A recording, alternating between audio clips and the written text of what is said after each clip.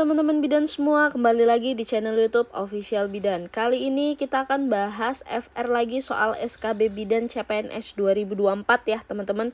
Buat teman-teman yang mau ujian SKB di tahun ini, silahkan tonton video ini sampai dengan selesai. Jangan di skip ya, kita belajar sama-sama. Yang belum subscribe silahkan di subscribe dulu dan di like videonya ya. Jangan lupa tekan tombol loncengnya agar notifikasi video kita masuk ke teman-teman semua. Dan buat teman-teman yang mau request soal yang akan kita bahas di video selanjutnya, silahkan chat di kolom komentar. Langsung aja ya teman-teman, kita bahas soal nomor 1.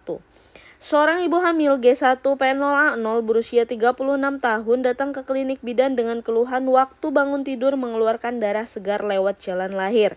Keluhan tidak disertai nyeri perut. Keadaan umum lemah pucat. Pada pemeriksaan tanda vital diperoleh tekanan darah 90/60 mmHg. Nadi 80 kali per menit. Pada pemeriksaan lab HB 8,4. Pertanyaannya, manakah penanganan yang tepat pada kasus tersebut? A. Transfusi darah, B. Infus NaCl, inform consent dan rujuk, C. Konseling dan rujuk, D. Inform consent dan rujuk, E. Infus NaCl 0,9% dan rujuk. Kalau soal kasus gini, pastikan dulu kata kuncinya ya teman-teman, jangan lupa selalu diingat itu ya. Dia G1P0A0 36 tahun. Setting tempatnya di klinik ya. Klinik itu bisa jadi PMB ya. Dengan keluhan keluar darah segar lewat jalan lahir. Keluhan tidak disertai nyeri perut. HB-nya sudah 8,4.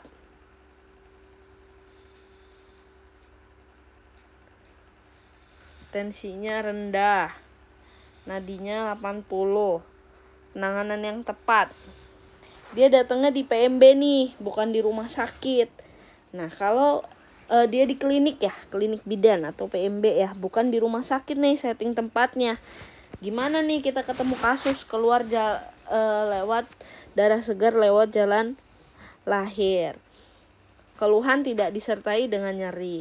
Ini kita anggap di usia kehamilan lebih dari 28 minggu karena dia sudah bilang tidak disertai dengan nyeri perut dan darahnya segar.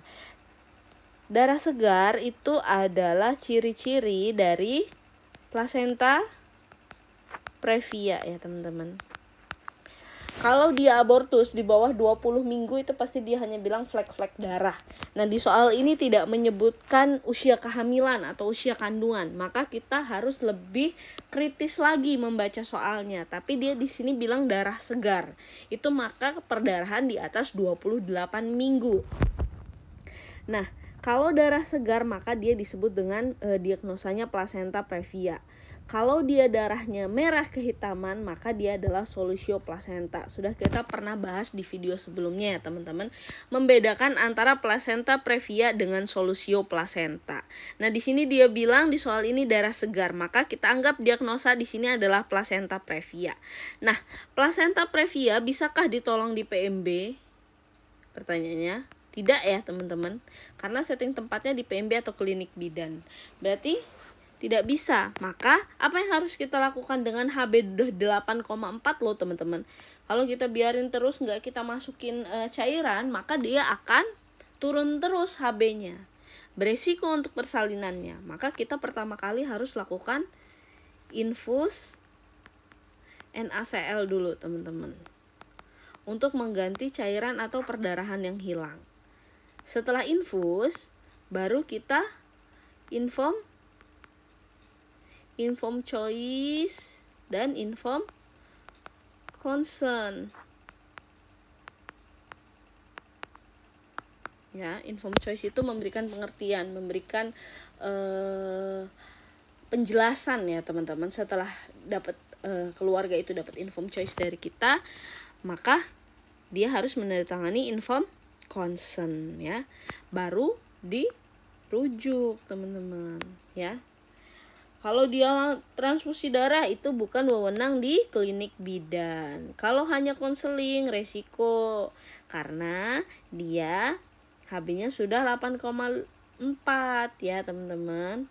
maka kita harus stabilisasi keadaan umum. Pastikan kalau kita setting tempatnya itu di klinik atau di PMB ataupun di puskesmas, maka stabilisasi keadaan umum dulu. Jadi keadaan umum ibu itu harus baik gitu, sebelum kita melakukan rujukan. Inform concern berarti kita tidak melakukan stabilisasi keadaan umumnya ya, salah. Infus NaCl dan rujuk aja.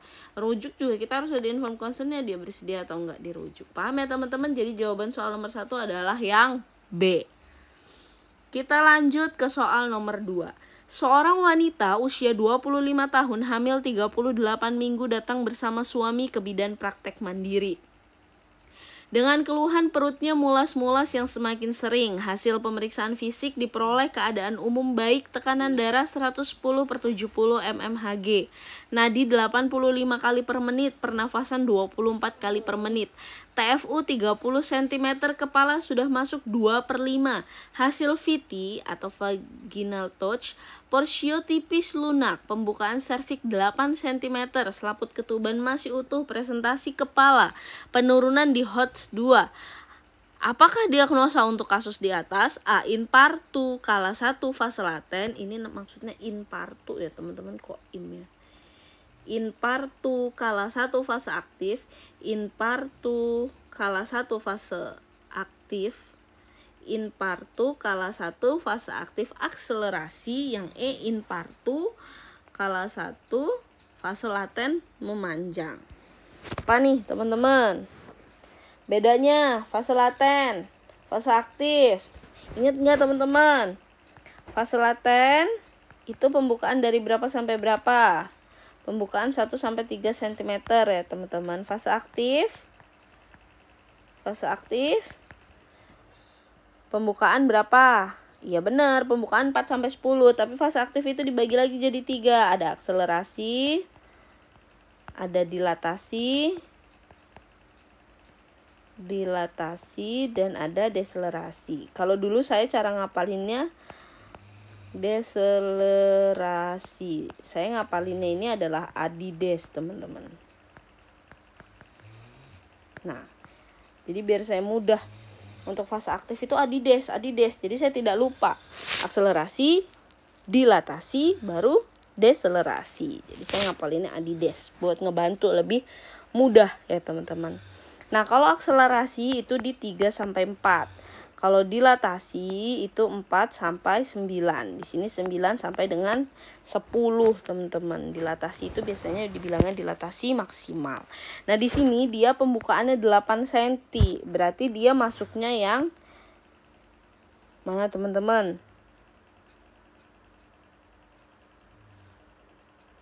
Gak ada jawabannya ya. Dilatasi maksimal ya. Kalau deselerasi itu 9 sampai dengan 10. Maka ini harusnya jawabannya adalah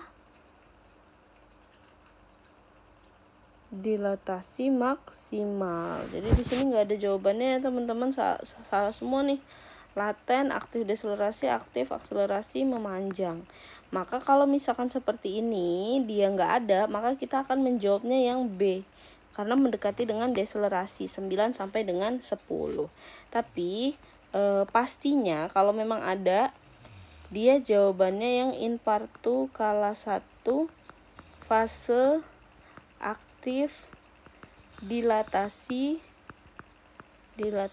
maksimal ya teman-teman. Kalau nggak ada jawaban ini, maka dia masuknya ke deselerasi. Jangan dibalikin ke akselerasi, karena nggak mungkin. Akselerasi hanya 3-4 ya teman-teman. Kalau laten nggak mungkin 1-3. Aktifnya apa nih? Karena dijelasin ada deselerasi, ada akselerasi di sana.